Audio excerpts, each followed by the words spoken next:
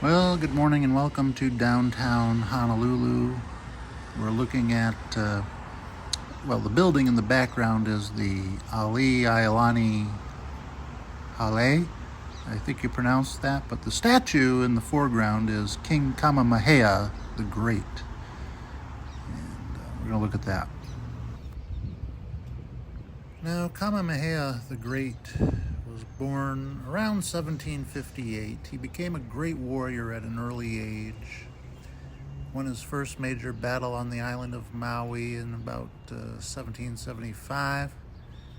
And that was only one of many great battles that proved him to be a great strategist and leader of men. Of course, the result of these many battles was that his power was consolidated and the Hawaiian Islands became one kingdom under his dominion.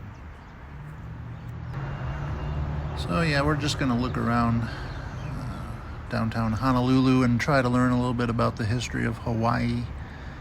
And one of the things that this King Kamehameha the Great did that I liked when I read about it is that in 1797 a fisherman was brought before him to be punished. This man had struck him with a paddle 12 years earlier, and instead of punishing him, the king forgave him and gave him land and set him free, and then he passed a law that came to be known as the law of the splintered paddle, which was to protect weak people from injustices imposed by those who are stronger. So I thought that was pretty cool. All right, now this is considered the mother church of the Hawaiian Islands. The cornerstone was laid in June 1839 and it was dedicated on July 21st, 1842. In 1850, the clock tower, which is still used today, was donated in honor of King Kamehameha III. The church was the site of King Kamehameha IV's coronation and his marriage. Pews are still reserved for descendants of Hawaiian royalty in the rear of the sanctuary. Quite a important church in the grand scheme of things here. This is the grave of King William Charles Lunalilo. He ruled for about 13 months. And he was the grandnephew of King Kamehameha I. He was Hawaii's first elected monarch and was known as the People's King. He was very popular, but he died of tuberculosis.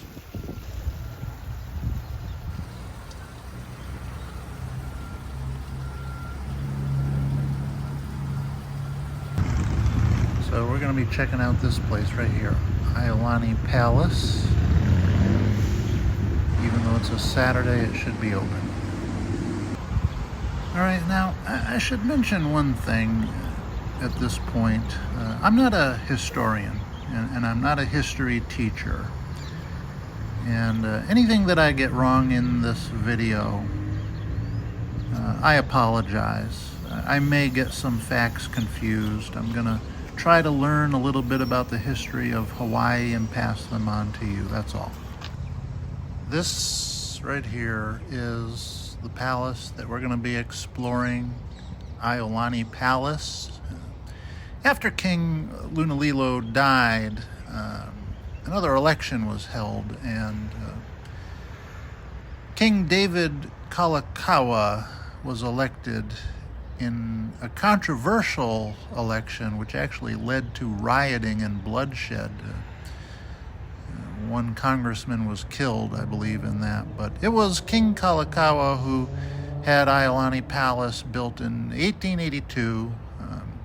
The next year, 1883, he was officially coronated, even though he had technically been governing for a while.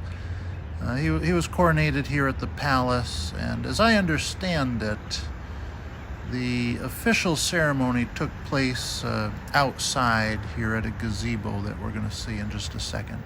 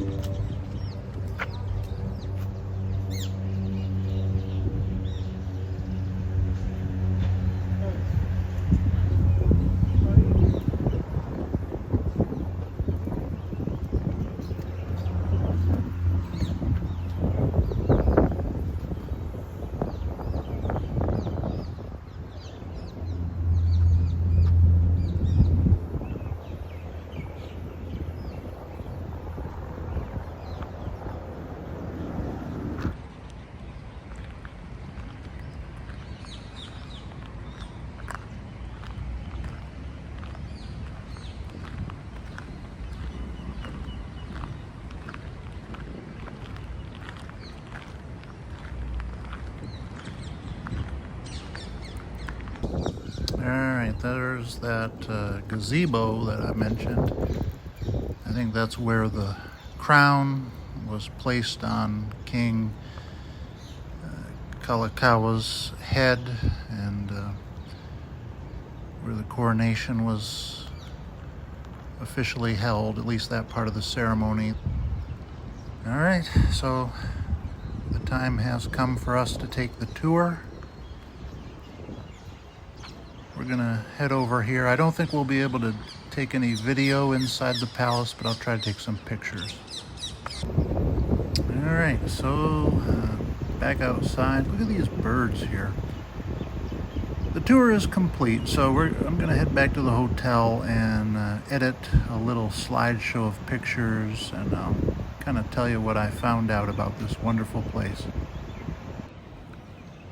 Okay, back at the hotel, and the slideshow is complete. I'm gonna turn that on, and let's get into it. All right, so there is the first thing we saw when we entered into the palace, the beautiful staircase. And so King Kalakaua's reign was a very eventful one. In 1875, he helped to negotiate what's called the Reciprocity Treaty of 1875, which allowed for sugar and other products to be exported to the U.S. duty-free. Eventually, that treaty had to be extended and ratified again, and when that happened, the United States was given exclusive use of an area called Pearl Harbor. King Kalakaua took many trips during his reign, and for instance, he traveled to San Francisco and then on to Washington, D.C. to negotiate things like that treaty. And when he was in Washington, he was, if I understand it right, the first monarch to be honored with an official state dinner, maybe the first person to be honored with an official state dinner at the White House. And on another occasion, he circumnavigated the globe in an epic 281-day journey, and when he did that, he became the first monarch to travel around the world. When he made these trips, it was a sister, Princess Liliuokalani, who reigned in his place, and we'll talk more about her in a little bit. But in 1870, no, wait, what year was it? 1887, I think it was. Yeah, 1887, a very consequential event happened during Kalakaua's reign. Some of the king's cabinet members were accused of being corrupt, and that resulted in a contingent of the local populace, which included some rich, powerful, high-profile landowners and businessmen, forming the Hawaiian League. And they joined forces with a militia group from Honolulu, and they drafted a new constitution, which would replace the existing 1864 constitution, and they presented it to King Kalakaua for his signature. And, of course, this was signed under duress, essentially at gunpoint. And it's referred to as the Bayonet Constitution.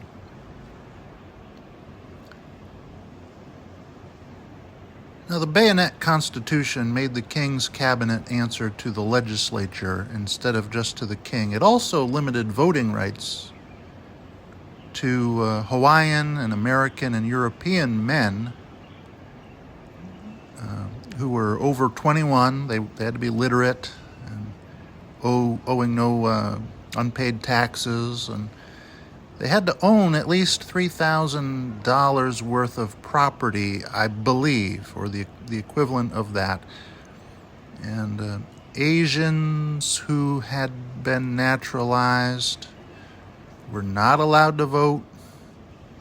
And of course, whoever wanted to vote, they had to take an oath to support the Bayonet Constitution. And now, in 1890, Kalakaua sailed for California aboard the USS Charleston. And it was supposed to be a quick trip to San Francisco. It was during this trip, while he was kind of touring other parts of California, that King Kalakaua suffered a minor stroke, and I believe that happened in Santa Barbara. And he was rushed back to San Francisco, and he was placed under the care of Dr. George W. Woods, a surgeon for the U.S. Pacific Fleet. Against the doctor's advice, King Kalakaua went to a short ceremony, which was at a shrine of some sort, I believe. And it was a very brief ceremony. All seemed well. He returned to his suite back at the Palace Hotel, and but it was right after that he went into a coma, and he died 2 days later. Now, the news of King Kalakaua's death did not reach Hawaii very quickly, and no one knew of his death here in Hawaii until the USS Charleston returned to Honolulu with the king's remains. And as I understand it, the USS Charleston sort of rounded the corner around Diamond Head in the waters near Waikiki, draped with black banners. And when it was spotted, that's when the people of Hawaii recognized the king is dead. And news traveled fast throughout the island after that.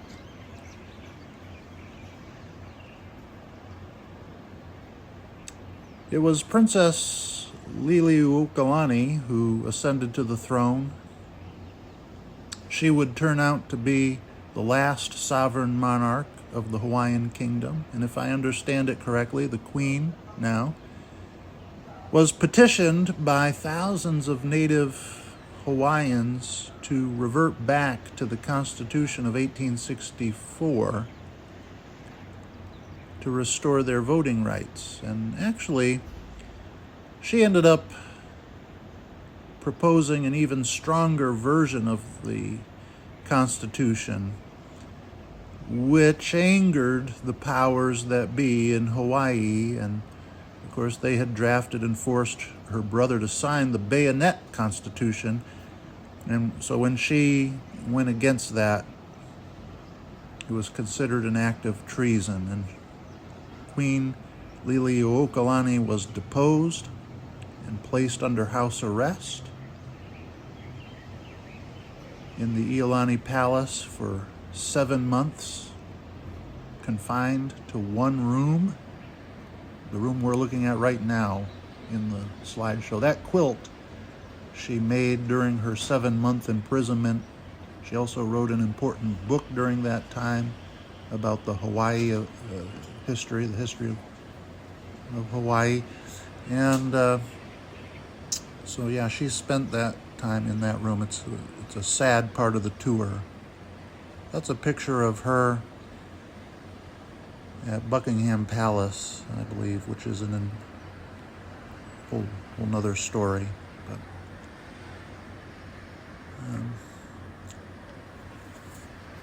she was threatened with some of her loyal supporters being executed after the house arrest if I understand it right. And so she formally abdicated, and she lived out the remainder of her life as a private citizen in Honolulu, passing away at her home in 1917.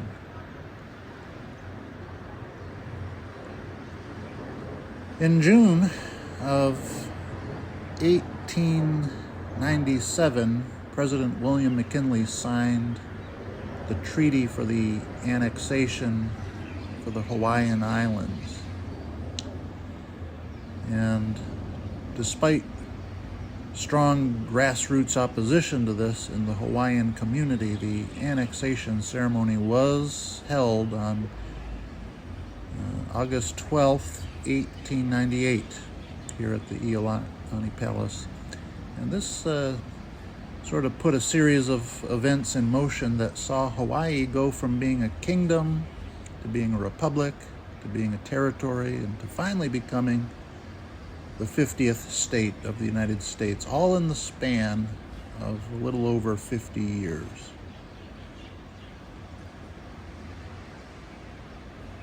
I'm sorry, a little over 60 years.